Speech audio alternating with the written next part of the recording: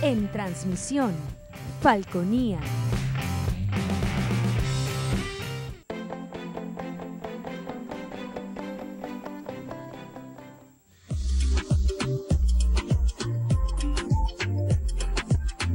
Este programa es de tipo informativo y de opinión, que contiene elementos de lenguaje, salud, sexo y violencia puede ser presenciados por niños, niñas y adolescentes sin la supervisión de sus padres, madres, representantes o responsables. Somos tu canal, somos Falconía.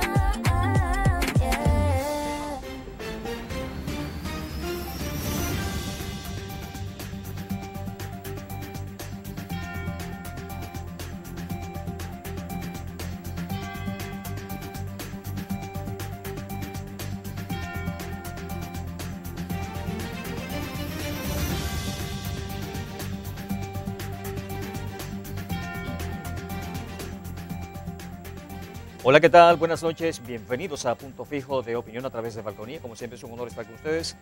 Gracias por la atención que nos dispensa. Nuestro invitado para esta noche es el amigo Douglas Hatten, el doctor Douglas Hatten, doctor en Ciencias Sociales, economista, profesor universitario, individuo de número de la Academia Nacional de las Ciencias Económicas de Venezuela, repito, individuo de número de la Academia Nacional de las Ciencias Económicas de Venezuela, el primer economista que vive en la provincia que llegó a ocupar una silla allí en la Academia Nacional de las Ciencias Económicas de Venezuela. Sé que hay un profesor de la ULA, Alejandro Gutiérrez, que vive en Mérida, por cierto. No sé si que fue después de usted. Sí. Entonces, pues, no sé si habrá otro economista de provincia que, hasta ahora no, que sea parte de la ciencias de la academia. Por cierto, que la Academia Nacional de las Ciencias Económicas de Venezuela tiene una capital importancia porque un gobierno en materia económica debiera acudir a la Academia Nacional de las Ciencias Económicas para que las mentes más brillantes de la economía de ese país ilustren en relación al camino a seguir con relación a la economía, ¿no? Bueno, al respecto te informo. Ajá, la Academia Nacional de Ciencias Económicas de Venezuela publicó la pasada semana un comunicado en el cual fija su posición sobre lo que está pasando con la economía nacional y concluye poniéndose a la orden del gobierno para las recomendaciones que pueda necesitar. Ok, bienvenido Douglas, gracias por estar con nosotros y qué hace ver, qué dice, cuál es la conclusión o cuál es la posición de la Academia Nacional de las Ciencias Económicas en ese comunicado que publican. En resumidas cuentas se trata de recuperar la racionalidad económica en la conducción del país. Vale decir, observar el comportamiento de las grandes variables, sobre todo la demanda, la oferta, la circulación del dinero y la tasa de interés. Si tú manejas esas cuatro variables, por supuesto también el comercio internacional, de una manera eficiente y correcta, tú logras lo que se llama la estabilidad macroeconómica, es decir, le das a la economía un cuadro de salud parecido al de una persona sana, que no está enferma, y que por consiguiente puede desenvolverse normalmente. Sí. Ahora, la economía venezolana está muy lejos de eso. ¿Cuáles son las cuatro variables? La oferta, Ajá, la demanda, la cantidad de dinero en circulación y la tasa de interés, y agregué después el comercio internacional. Y en esas cuatro variables, ¿cuál es la que presenta mayor debilidad en el caso de Venezuela? ¿El circulante? No, el circulante más bien puede estar muy abundante. Okay. Yo diría que es la oferta, porque como la producción está tan caída, fíjate que del año 2012 al 2021, 2022, perdimos más o menos el 80% de la producción nacional. Producto del comportamiento, ¿cómo lo califico? Pésimo, no es suficiente. Un comportamiento incalificable en cuanto a lo malo por parte del gobierno nacional y por consiguiente por parte de la economía, que funciona así en respuesta al mal comportamiento del gobierno. Sí, Douglas, el gobierno culpa a las sanciones. Ellos tratan de imitar mucho a Cuba, ¿no? En cuanto al discurso. Culpa a las sanciones, pero aquí la debacle económica comenzó hace rato, antes de las sanciones. ¿Seguro? Recordemos que con Hugo Chávez, por ahí hay unas imágenes que todo el mundo recuerda cuando estaba por allá por Caracas, Jorge Rodríguez, era alcalde de Rodríguez, ¿qué es aquello? Allá una joyería, exprópiese, ¿y aquello qué es? Exprópiese. Entonces, esa cadena de expropiaciones de empresas, una vez entrevisté a Enrique Márquez, actualmente primer vicepresidente del CNE, del Consejo Nacional Electoral, le hice una entrevista en la televisión y yo le decía, bueno, ¿cómo es posible que Venezuela esté importando leche y productos agrícolas de Bolivia cuando ese es un pobre país comparado con Venezuela? Y él me decía, bueno, pues si es que las cuatro empresas lácteas que surtían a Venezuela, incluso exportaban hacia Colombia productos lácteos, Chávez las expropió y por eso hoy no funciona ni un litro de leche, me decía Enrique Márquez en esa oportunidad. La situación económica del país, recordemos que con Chávez miles de industrias, ahí está la zona industrial de Valencia, que quedó prácticamente sola. Bueno, mira, o sea, miles de industrias el cerraron. porcentaje de capacidad utilizada en la industria venezolana está por debajo del 20%. Ok, pero, 20%. ok, Douglas, pero para que la gente entienda, las industrias en Venezuela, la producción en Venezuela, la acabó Hugo Chávez Claro, con su comportamiento. por supuesto. En contra de la iniciativa privada, en contra de la empresa, Por en contra de la propiedad privada, en contra del capitalismo. El gobierno dirigido por Hugo Chávez y que ha continuado, creo que peor, bajo la dirección de Maduro. Pero Maduro creo que no ha hecho expropiaciones. ¿Ah? Maduro no ha hecho Ah, no, pero expropiaciones. sí. Más bien por el contrario le devolvió el Zambil, la Candelaria a sus dueños Que originales. Maduro no consiguió que más expropiar. Ya no quedaba más nada que expropiar. Ok. Pero en todo caso, la crisis económica que vive Venezuela la No tiene nada que ver con la la sanción. originó Hugo Chávez. Claro, chicos. Las sanciones no tienen nada que ver con eso. Las sanciones se empiezan a aplicar, ¿qué te digo yo? El año, ponle que sea 2016-17. Pero te repito, desde el año 2012 al 22, Venezuela perdió el 80% de su capacidad de producción. No hay... a mí, yo a veces digo, se me acabó el vocabulario. No encuentro más palabras. Pésimo, mal, malvado, maligno, canceroso. No hay términos que usar para describir el comportamiento de la economía nacional y en general del gobierno. Ok, Hugo, Douglas, por un lado eso, ¿no? Miles de industrias cerradas. Pero la gallinita de los huevos de oro de Venezuela, que siempre fue PDVSA, que siempre fue el negocio petrolero, también lo descuidaron. Sí, esa O sea, es la guinda. fue mal manejada. Esa es la guinda de la torta. Fue mal manejada. Entonces, hoy en día la industria petrolera está allá abajo también en el fondo. Henry, PDVSA o cualquier empresa, digamos hasta el año 2002, 2005, ¿te acuerdas? Despedido de cuando Chávez despidió a todos los petroleros. 21.000 petroleros. Bueno, hasta esa época, bueno, PDVSA era una empresa eficiente, muy eficiente, de las mejores del mundo. Bueno, Chávez acabó con eso. Y por eso ya no solamente tenemos el 80% de la producción perdida, sino perdida PDVSA.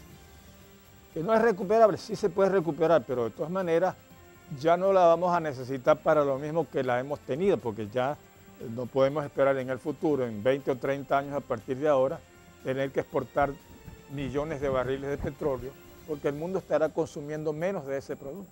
Ahora sí tenemos por lo menos unos 20 años para desarrollar otra economía que sí creo que lo podemos hacer. ¿Y qué abarcaría esa otra economía? No, Seguimos siendo, con relación a minerales, seguimos siendo un país rico, ¿no? claro. Y hay nuevos minerales, por ejemplo, México tiene, no sé si es litio. Litio.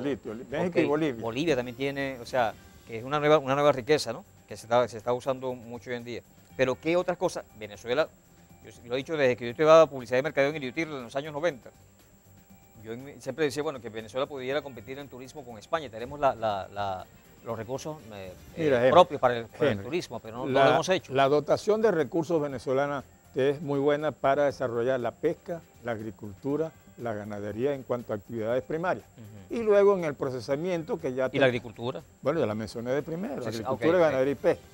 Y luego el procesamiento de esos productos primarios con los cuales también desde el año 60 lo habíamos estado procesando industrialmente. Venezuela tiene esa capacidad para desarrollar una economía diversificada y lo demostró entre el 58 y el 98. Okay. Pero el turismo también, habría que desarrollarlo. Por supuesto, el escenario natural de Venezuela es muy bueno, las montañas de los Andes, las costas, en fin. Pero hay un recurso más importante, gente. ¿El recurso humano? El recurso humano.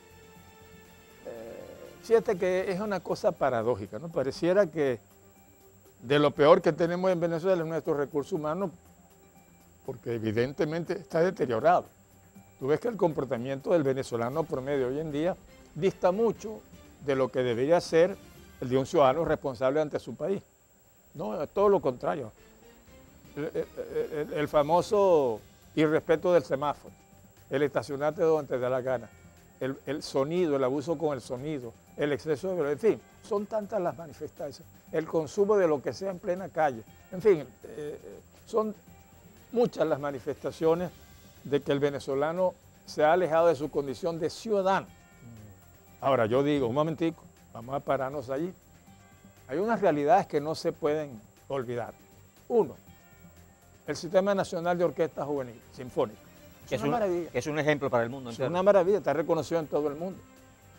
La propia PDVSA, Que por cierto, disculpe Douglas, el primer presidente que apoyó ese proyecto fue Carlos Andrés Pérez. el fundador del sistema. Así. Te decía que PDVSA hoy en día está en el suelo, pero llegó a ser la primera o la segunda empresa petrolera del mundo. Del mundo, así es. Y te agrego una cosa muy reciente, la Universidad Católica Andrés Bello. Una delegación de la universidad participó en un concurso mundial auspiciado por las Naciones Unidas que se llama Harvard como la Universidad de Harvard, Sí, sí. World como por la palabra mundo, no sé qué querrá decir esto. Bueno, hubo una competencia entre universidades, entre estudiantes. Por Venezuela participó un grupo de 18 estudiantes de la Universidad Católica y luego hubo por universidades como 100 universidades distintas en el mundo. Bueno, esa delegación venezolana obtuvo el segundo lugar. Entonces, fíjate que sí, el recurso humano venezolano. Entonces, esa es una base que yo tengo, porque a mí me llaman el optimista. Sí. Bueno, a mí me gusta que me llamen optimista Douglas, y me gusta ser Sí, optimista. pero fíjese que hace como 3 o 4 años yo entrevisté al economista, colega suyo, José Guerra. José Guerra. Y en ese entonces Guerra me decía que los venezolanos con títulos, con academia, estaban dando cátedras en el mundo. En los países donde estaban, me refiero a los académicos, estaban descollando, estaban sobresaliendo por encima de los nacionales de los países donde estaban. Eso también es parte, ¿no?, de que a veces no se toma en cuenta eso. No, sí, y si hablamos de los médicos, Claro, en Chile están muchos haciendo en todas partes del mundo. gala. Petroleros, médicos, economistas, lo que tú quieras. Sí. Ahora, lamentablemente eso hoy en día no lo tenemos, pero el optimista realista te dice, lo volveremos a tener.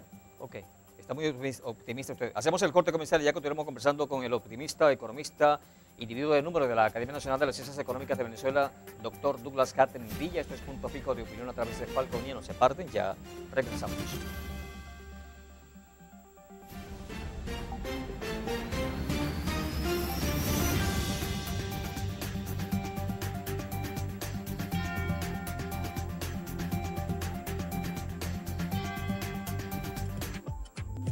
Inicio del espacio publicitario.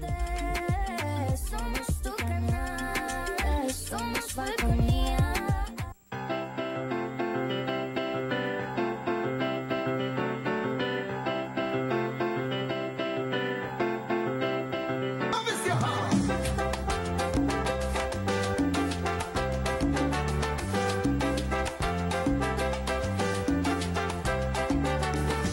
Caminando se aprende la vida, caminando se sabe lo que es, caminando se cura la herida, caminando que deja el ayer, en Puerto Rico y Panamá, en Colombia o en New York, el que no vive no prueba el sabor que da el amor, caminando, y mil trapezones, caminando, y nunca paré, caminando, entre risa y dolores, caminando, pa'lante y con fe, con el tiempo comprendí que la vida da pato, que nada borra el recuerdo de lo que uno caminó, caminando.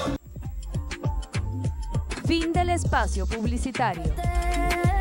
Somos tu canal, somos Falconía.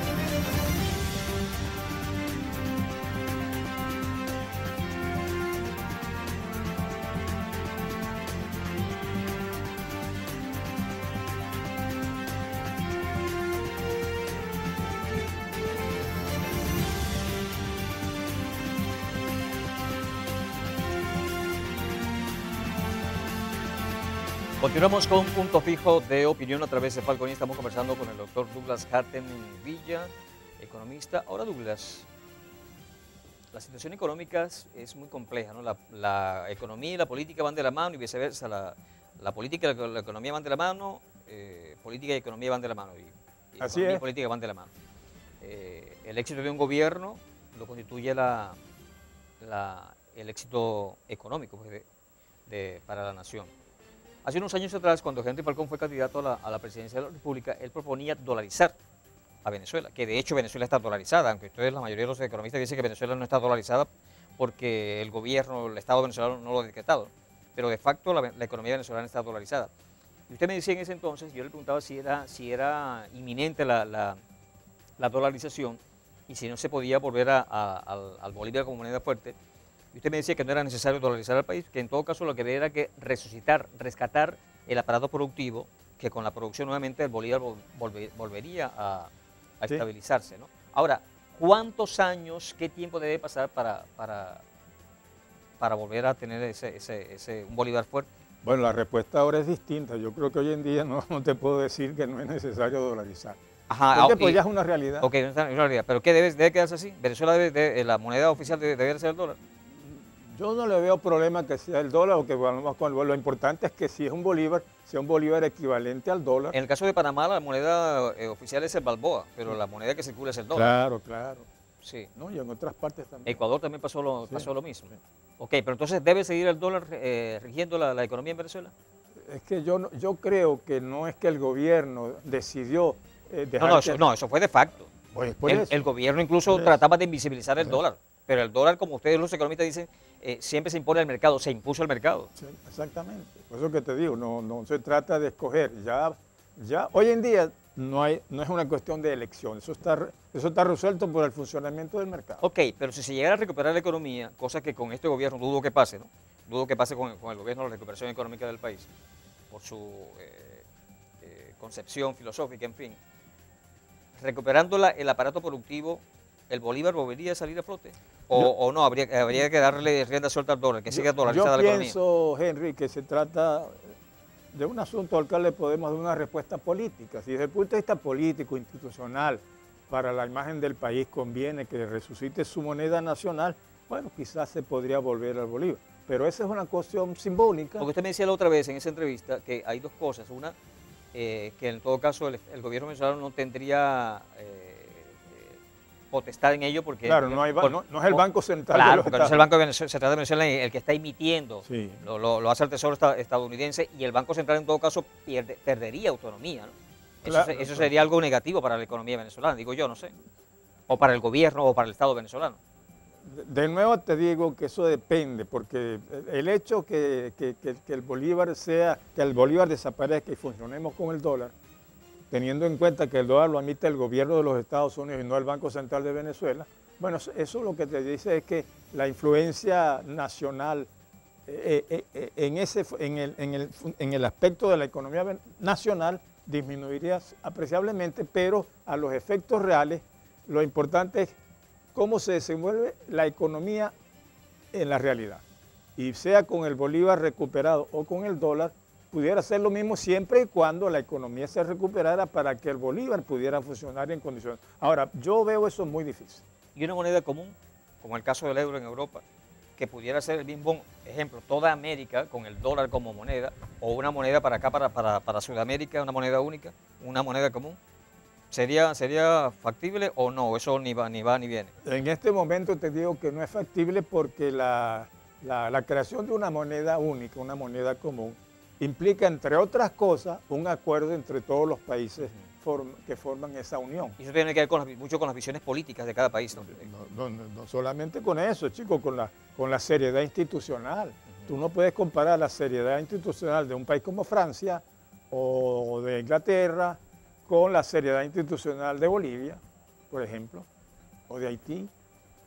No, son dos cosas distintas, son otras realidades.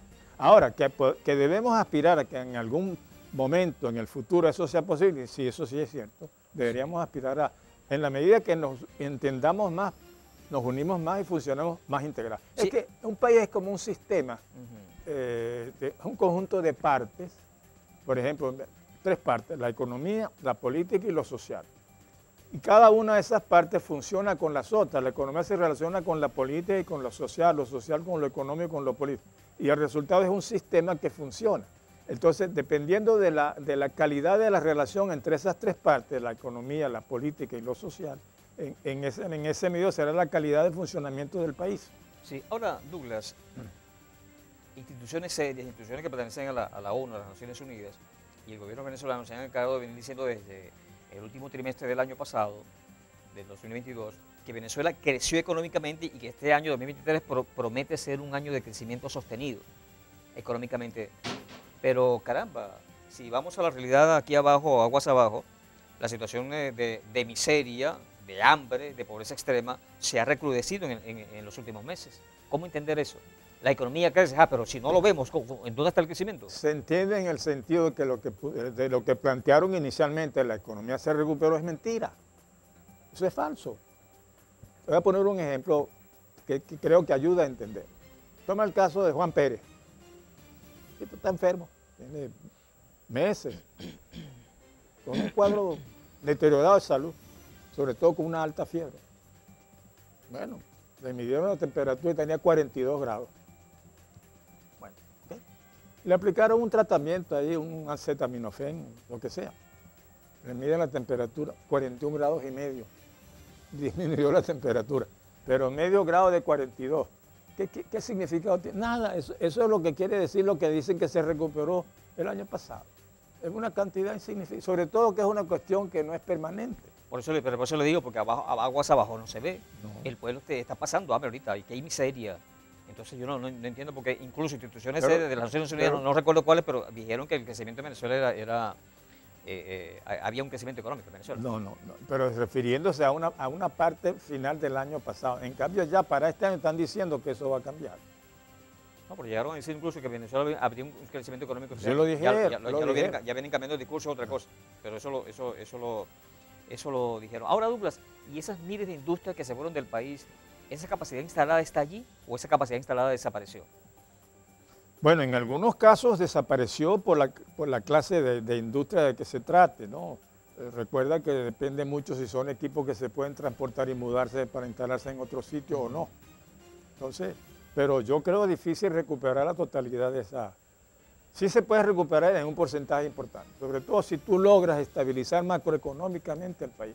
Yo insisto mucho en eso, el equilibrio entre la demanda y la oferta, incluyendo lo que significa la cantidad de dinero en circulación, incluyendo la tasa de interés, incluyendo el comercio internacional. Si tú esas 5 variables las logras armonizar, entonces tú estabilizas macroeconómicamente al país. ¿Qué quiere decir estabilizarlo macroeconómicamente? Lo estabilizas en su conjunto global. Y ese es como el enfermo que se sanó. Ya se recuperó su cuadro de salud. Ya no está enfermo. En consecuencia, empieza a desenvolverse en condiciones normales. Sí, Douglas, el próximo presidente de Venezuela, post-Maduro, post-chavismo, Yo te oigo. debe abocarse a lo urgente es la materia económica. Eso es lo urgente, la recuperación económica del país. Mira, como te acabo de decir, un país es un sistema que tiene varias partes. En este caso, la economía, la política y lo social. Y como sistema, todas las partes tienen que funcionar interrelacionadamente y armónicamente e integradamente. En consecuencia, no podemos desperdiciar. Ahora, que dependiendo del momento, una de las partes sea más crítica, sea más significativa, más determinante, eso es cierto. En este momento, mira, no es fácil decirte si en este momento es más significativa la economía que la política. Pareciera que te dijera que es la economía por lo desastroso que está, pero es que el desastre en la política es quizás peor. Entonces yo creo que hoy en día primero tenemos que recuperar la política.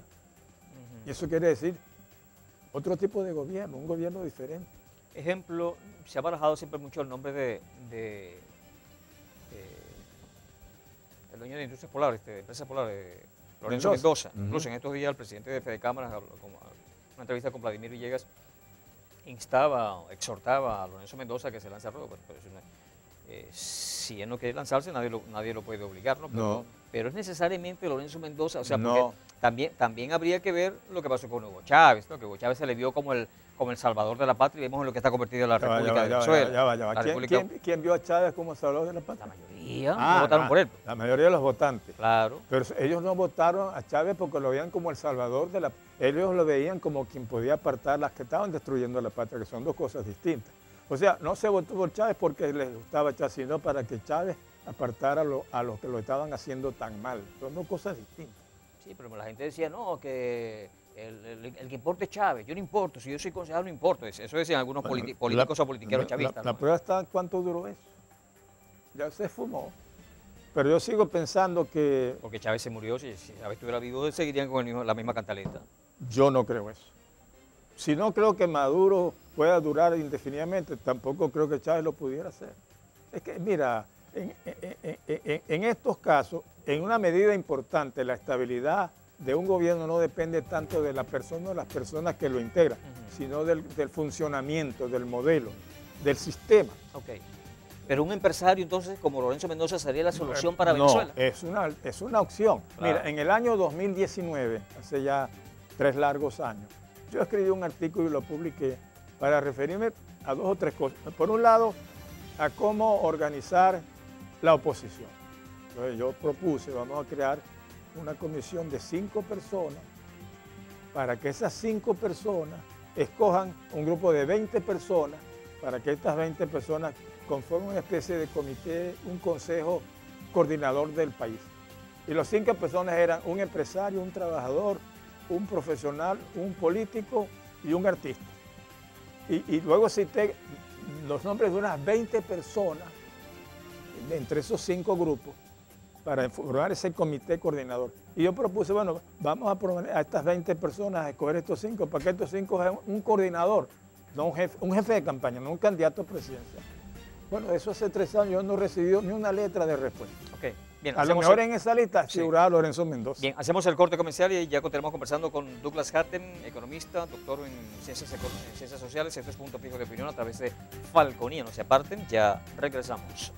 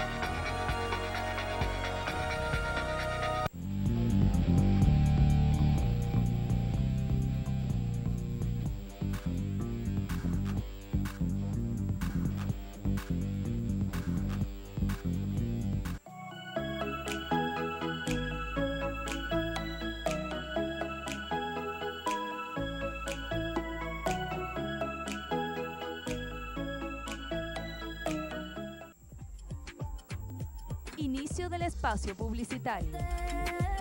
Somos tu canal, somos Falconía.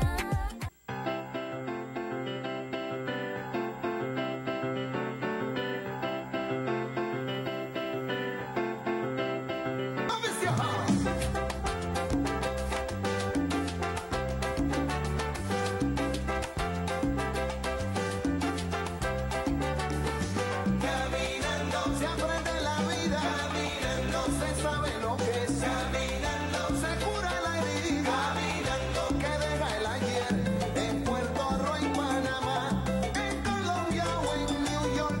El que no vive no prueba el sabor que da el amor. Caminando y mil tropezones, caminando y nunca paré, caminando entre risa y dolores, pa'lante y con fe. Con el tiempo comprendí que la vida da pato, que nada borra el recuerdo de lo que uno caminó, caminando. Fin del espacio publicitario. Somos tu canal, somos Falconía.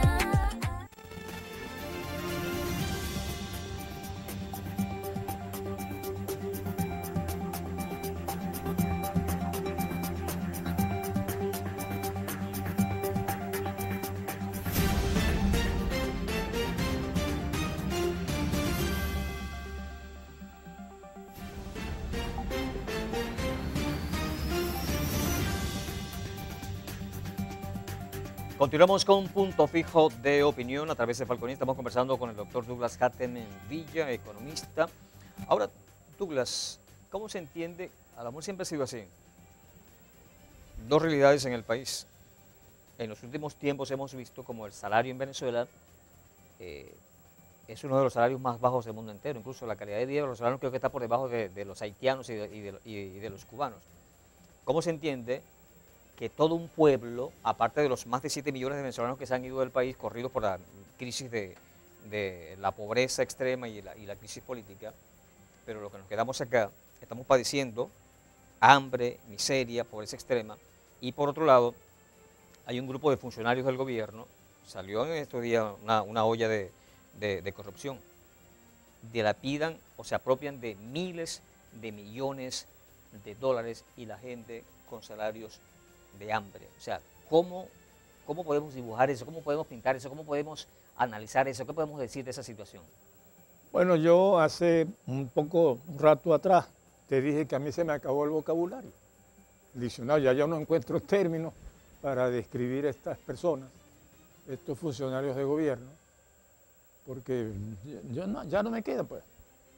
¿Cómo describir una persona que estando en una posición, ejerciendo una función pública, él puede, por supuesto, cumplir con su responsabilidad? Por ejemplo, procurar que haya electricidad para las casas de familia de la gente. Pero también puede usar su poder para beneficiarse, para enriquecerse, como hizo, por ejemplo, Rafael Ramírez.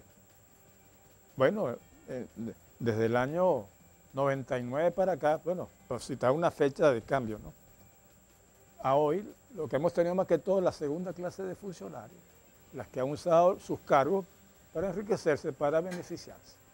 Y claro, la cosa ha llegado a tales extremos que pareciera que ya no se puede ni siquiera contener entre ellos mismos y entonces se acusan, se denuncian. ¿A dónde va a llevar esto? No sé. Yo quisiera pensar que va a haber algo de justicia y algunos culpables serán condenados, no por venganza, sino por justicia. Pero, chicos, la montaña es muy grande. Yo no sé, me cuesta creer que bajo este régimen, bajo este gobierno, se pueda regularizar todo el problema de la corrupción, Ahora, del enriquecimiento. Sí, llama la atención, Douglas, que ellos dicen, incluso yo vi por ahí, leí parte de una especie de un manifiesto por parte del Partido Socialista Unido de Venezuela, donde le echan la culpa no a los presuntos corruptos como tal, sino al sistema capitalista, a las mañas del capitalismo o algo así. Algunos aducen, bueno, que con esta cuestión de las sanciones, que había que triangular entonces, cobrar a través de criptomonedas y por otro lado, entonces eso origina, o sea, no están culpando a la persona como tal, sino culpan a las sanciones o culpan al modelo capitalista. Eso no es como hacerse de la vista gorda. Pero bueno, ¿y cuántas veces has visto tú a un ladrón, a un culpable de algún delito, denunciarse él mismo, aceptarse como culpable? No, él trata de echar la culpa a otra persona, a otra parte, a otro sector. Eso es lo que están tratando de hacer. Ahora, nosotros tenemos una responsabilidad como ciudadanos, pero no sé, pareciera que no la estamos ejerciendo. Yo no siento la presión popular, el reclamo ciudadano, no de venganza, de justicia. Porque mira, cuando uno realmente se apersona de las calamidades, no encuentro palabras para describir lo que estamos sufriendo los venezolanos. Realmente no encuentro palabras para describir lo que estamos sufriendo. Pero tampoco encuentro palabras para describir la reacción y lo que deberíamos hacer. Sí, de allí la importancia, Douglas, de un Estado serio, de instituciones del Estado que sean serias, Claro. de instituciones del Estado que sean independientes Pero la una de la otra. Párate allí. ¿Cómo es posible que tú estás haciendo un Estado que sea serio? Si es Estado, es serio. No, pero, Si no es serio, no es Estado, es otra cosa. Bueno, una cosa, el Estado venezolano ha perdido seriedad. Dejó de ser Estado. Ha perdido seriedad. No, Venezuela dejó de ser un país institucional. Volveremos a ser, sí. Ahora, hablando del capitalismo, mira, eso es paja. Porque el crecimiento económico en el mundo es producto del capitalismo. Claro, hay un capitalismo malo, el capitalismo de los inicios de la Revolución Industrial, donde los trabajadores, los obreros eran prácticamente unos esclavos. Sí. Pero si tú ves la historia económica del mundo, verás que el desarrollo económico mundial es producto del Y capitalismo. si el capitalismo es paja, el socialismo es qué. El socialismo es el socialismo, yo diría el comunismo, Porque el socialismo tiene dos variantes. El socialismo es un precomunismo, es Sí, preparar sí, el terreno para sí, llegar al pero por estado ahí- perfecto, según hay- Marx, que es el comunismo. Hay el llamado socialismo democrático y hay el socialismo marxista. El socialismo marxista es un contrasentido. ¿Por qué? Porque es una doctrina que te dice a ti que lo único que crea valor es el trabajo. Más nada crea valor. Eso no es verdad. Sí. Ahora, el capitalismo, por supuesto que ha tenido sus errores. Ha habido enriquecimientos descomunales, ha habido corrupción. Pero cuando tú comparas el mundo, digamos, en el año 2000, con el mundo en el año 1800 o 1750, es increíble el progreso que ha habido, que ha registrado la humanidad. Entonces, todas esas cosas hay que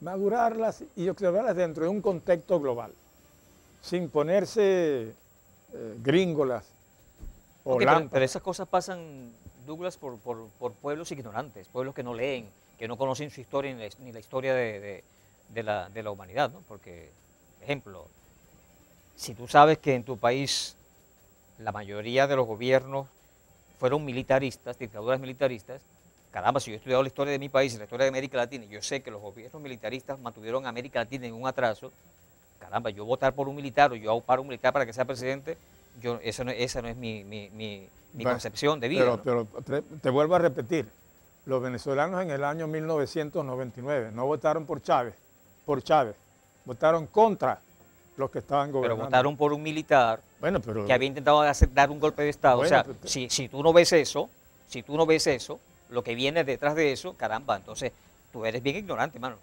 Tú eres bien ignorante. Por eso le digo, las cosas pasan en los países por países ignorantes. Y pasa igual que si llega un advenedizo y Ya. llega alguien diciendo que el socialismo es la Momen- cuestión, pero no has estudiado el socialismo en el mundo, no has Momen- estudiado el comunismo en el mundo. momentos en el comportamiento de los venezolanos entre el año 58 y 98 en materia electoral. ¿Cómo lo comparas tú con el comportamiento hoy en día?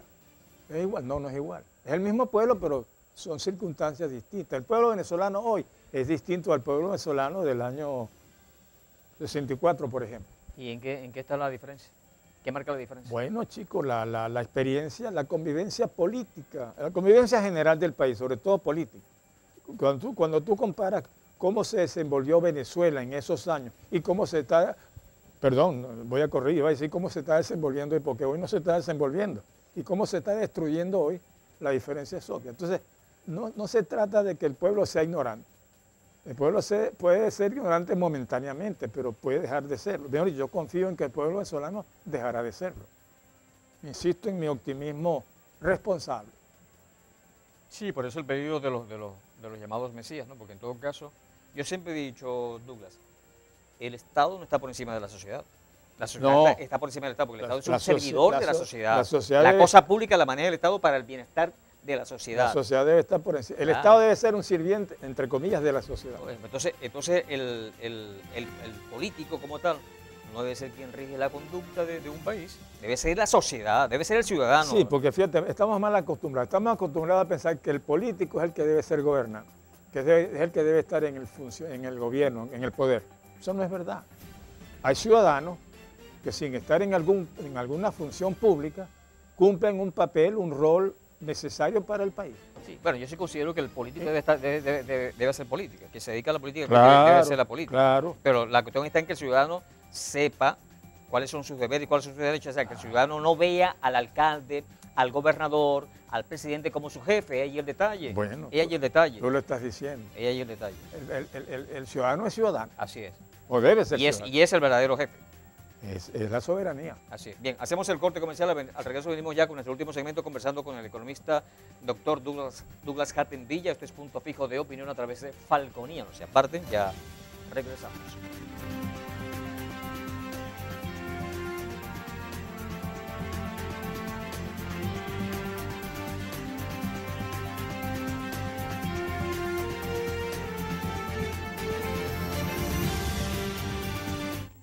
Inicio del espacio publicitario.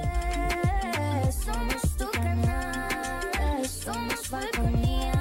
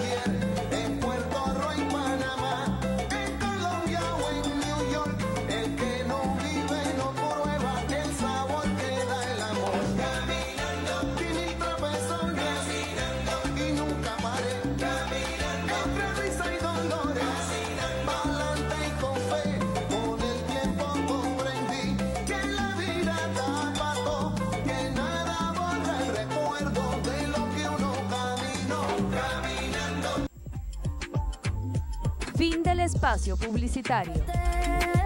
Somos tu canal, somos Falconía.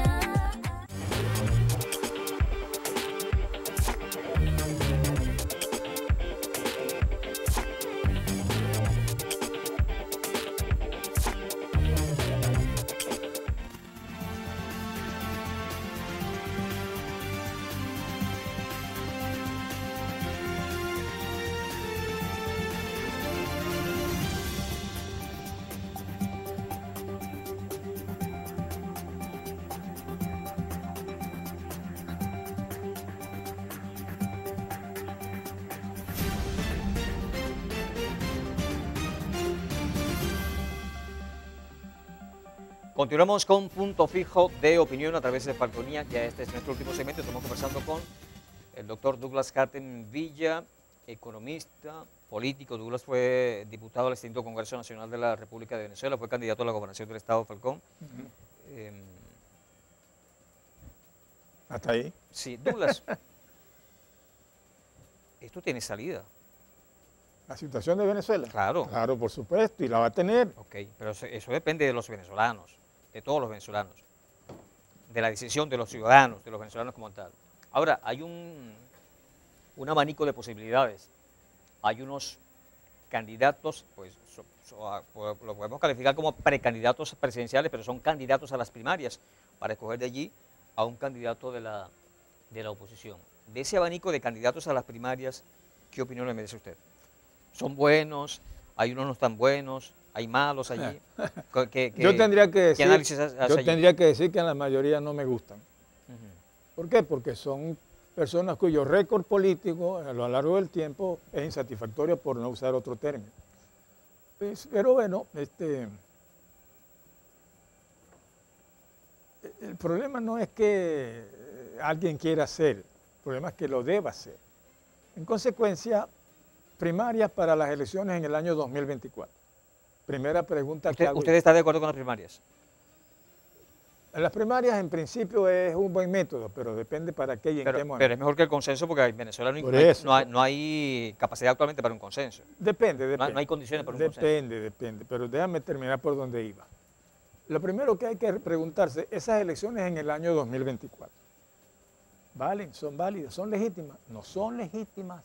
Al menos yo no soy abogado experto, ni siquiera abogado, pero tengo en mi conocimiento y en mi experiencia, yo acepto que no son legítimas, en consecuencia no se deben realizar. ¿Por qué no son legítimas? Estoy asumiendo que en ellas participa Nicolás Maduro como candidato presidencial. Y como Maduro está inhabilitado, si él participa, la elección es... ¿Maduro está inhabilitado? Claro, cuando la Asamblea Nacional escogió a Juan Guaidó presidente encargado, ¿de acuerdo? En enero del año 2019, porque no reconoció a Maduro electo en mayo del año 2018. Entonces, la decisión es ilegítima. Ahora bien, esa es mi opinión como persona. Si estoy equivocado y Maduro participa y no es ilegítima, bueno, adelante. Entonces habría que votar. Bueno, yo no objeto que haya unas primarias para escoger un candidato, pero el problema mío es, mira, si se dice que no hay base para un consenso, ¿por qué se acepta que hay base para unas primarias aceptadas por consenso? Es difícil. Pero en todo caso, yo no me voy a detener en la primera. Yo prefiero detenerme en la legitimidad del proceso electoral. Si es legítimo o no es legítimo. Si no es legítimo, creo que los venezolanos tenemos un problema, porque podemos elegir un candidato que resulta ilegítimo y es como la casa que tú haces con ladrillos de arena de playa, que se te cae. Y seguimos en el mismo juego. Yo lo sé, a mí me parece que el gremio de los expertos abogados, estos por ejemplo que objetaron la destitución de Guaidó, deberían dar una opinión al respecto. Ahora, si son legítimas, yo aceptaría, pues, primero. Douglas, pero en el caso, ustedes estuvieron en desacuerdo con la elección que convocó la llamada Asamblea, entre comillas, Asamblea Nacional Constituyente. ¿De qué año? Ustedes decían que era ilegítima que la convocara, pero ese año correspondía a hacer la elección presidencial. ¿Pero de qué año estás hablando? ¿Año 2018? Sí, de 18 y 19, sí. Sí, pero es que... Ese año correspondía ser la elección pero presidencial. no convocada por la Asamblea Constituyente. La Asamblea Bueno, Constituyente... pero ese año había que convocar, ese año Pero- había que hacer una pero- elección sí, presidencial. pero- y en el 2024 hay que ya- hacer elección presidencial nuevamente. No, sí, pero ¿quién la convoca? Tiene que ser el ente convocante legítimo. Yo no voy a hacer una elección en el año 2024 porque me toque hacer y viene Vladimir, ¿cómo se llama el ministro de la Defensa? Vladimir Padrino López. Padrín. Él convoca las elecciones. No, tiene que ser el Consejo Nacional Electoral. Tiene que tener las dos partes, el ente y el proceso. Ok. Supongamos que usted tiene razón. Pero ese año, 2018, había que hacer la elección presidencial. Pero el hecho que te había Ok. que hacerla no está en discusión. Lo que está en discusión es cómo se realizó. Ok, entonces, si no se hubiesen hecho las elecciones, entonces hubiese sido mejor para Venezuela que Maduro siguiera allí sin haber sido electo presidente de Venezuela. Bueno, yo no sé qué habría pasado al no realizarse elecciones en el año 2018, no sé, no puedo adivinar hacia atrás, no puedo asumir que iba a haber un desastre, quién sabe. Igual que la Asamblea Nacional. A lo todo, mejor- todo tiene un periodo cuando fenece la Asamblea Nacional electa en 2015, feneció hace A rato. lo mejor había un movimiento, estoy suponiendo, una posibilidad. Se desplazó Maduro, se nombra un presidente encargado, igual que pasó en el 58. Douglas, pero la Asamblea Nacional electa en 2015 feneció hace rato, su periodo es de 5 años. Sí, pero ahora eligieron otra. Pero ¿quién votó en esa elección? ¿Quién los escogió ellos como diputados a la Asamblea Nacional? ¿Quién escogió esa Asamblea Nacional? La última. No me refiero a ahí tenemos una Asamblea Nacional que es la que está, la que legisla, La que está vigente ahorita. que es roja rojita. Bueno. Pero la del año 2015 feneció hace rato. Pues sí, pero el 18 estaba viva. Hasta el 19 estuvo viva, hasta Ok, enero del año 19. Ok, ahora sí lo entiendo, me parece bien eso. ¿Ok? Pero en todo caso, 2024 corresponde ser elección presidencial. En todo caso, Corresponde. de los candidatos que están allí, le pregunto, ejemplo, María Corina Machado, ¿qué opinión le merece? Sabía que me iba a El preguntar. conde del Guácharo, ¿qué le parece? No. Con el respeto que me merece Benjamín Rauseo, ¿qué se llama? Sí. Me merece respeto como ciudadano, como persona. Pero no, así como él, hay otros que no los considero idóneos para ser presidente de la República. Por ejemplo, Bernabé Gutiérrez, a mí no me parece idóneo Claro. para ser presidente. Ahora, Douglas, pero yo quiero volver al ciudadano allí. O sea, ¿cómo es posible?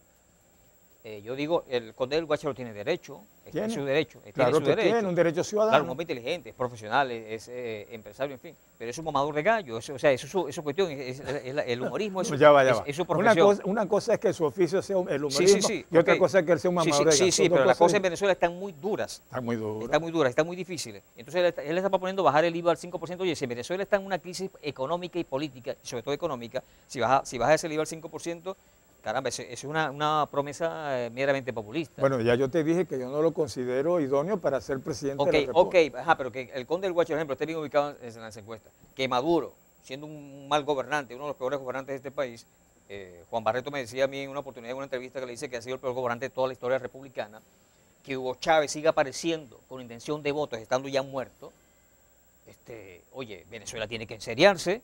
El ciudadano tiene que volverse serio. Henry. O sea, vas a coger un presidente para que saque al país del atolladero en el cual está. Henry, yo no soy médico, pero me voy a tomar la atribución de serlo.